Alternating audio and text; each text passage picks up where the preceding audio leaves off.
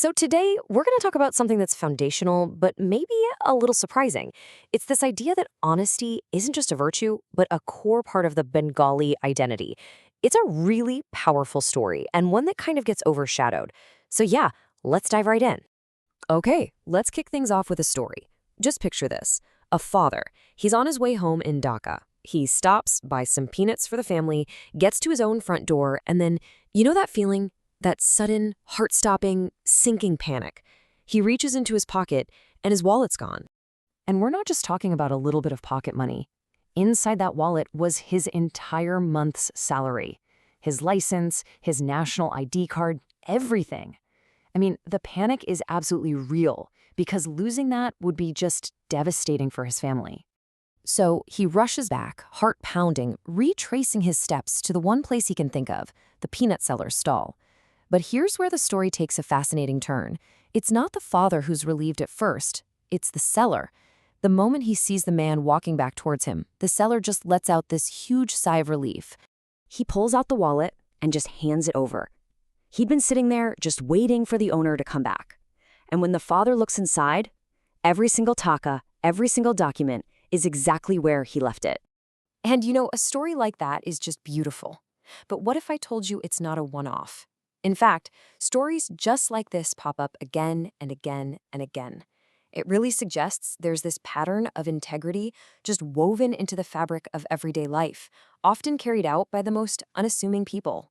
Take this story, for example. Mohammed Babu, a truck driver. He's just driving his route on the highway when he sees a bag fall off a motorcycle way up ahead. He pulls over his massive truck, gets out, and picks it up. He opens it up, and it is just stuffed with cash. Bundles and bundles of it.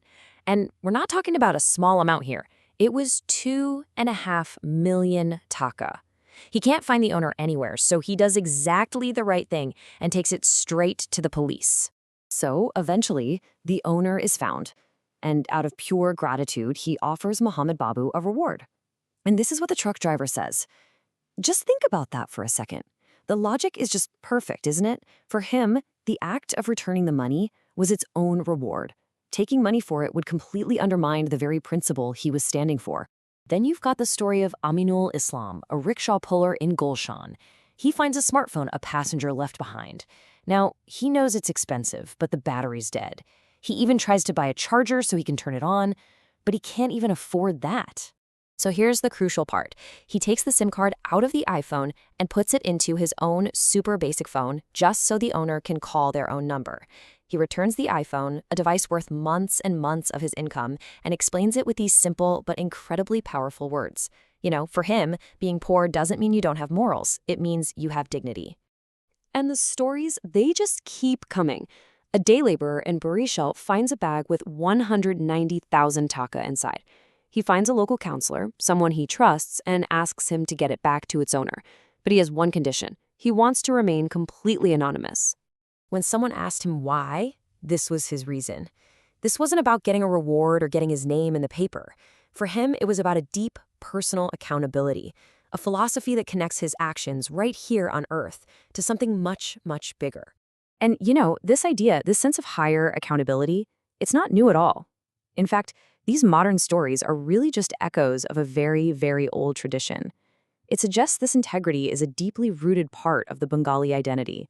I mean, we're talking about a legacy that goes back centuries. 600 years ago, Chinese envoys who visited Bengal wrote in their reports that the people there do not lie and do not cheat.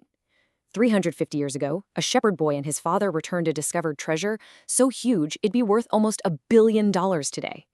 And then you fast forward to right now, and you see truck drivers and rickshaw pullers doing the exact same thing. It's an unbroken chain. So this all brings us to a really big question. A paradox, really. If this history of honesty is so strong, and we see it in people today, why do the headlines seem to be filled with stories about corruption? How do we make sense of these two conflicting narratives?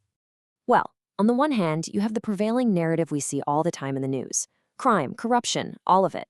But then, on the other hand, there's this deeper truth, this long, long history of selflessness and moral values that's being carried on by ordinary people every single day.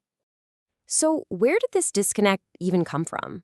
Well, the argument presented here is that it all points back to a huge historical disruption. colonial rule. The theory goes that the British systematically exploited resources, dismantled the traditional education systems that taught these values, and created a whole new administrative class. And it was through that class that corruption and bribery really started to spread. Look, acknowledging this history is so important because the stories we tell ourselves, they literally shape our identity and our future. Without these powerful, positive stories, a whole nation can start to develop a sense of inferiority. I mean, think about this. So many of us are taught the story of George Washington and the cherry tree as this big model of honesty. And it's a great story. But what about the story of the Bengali shepherd who returned what's essentially $1 billion? Why isn't that a legendary tale of integrity that every kid learns in school? Okay, so the big question is, how do you revive and strengthen this inherent identity? To find a potential answer, we can actually look at a real-world model for this kind of moral renewal. Let's look at Singapore back in the 1970s. They realized it's really, really hard to change adults who are set in their ways. So they focused on the children. They relentlessly taught them ethics and discipline in schools. And pretty soon, those kids started to influence their parents. You'd have a child see their father litter and say, "Dad, my teacher said we shouldn't do that." And step by step, the moral strength of that new generation completely transformed the nation. And that's the goal, right? To get to a point where this internal truth becomes what everyone sees on the outside. To have the identity of Bangladeshis all over the world be synonymous with the very things we've seen in these stories: goodness and strong ethics. And that really leaves us with one final powerful question.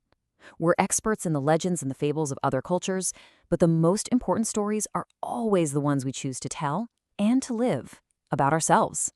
So what will those stories be?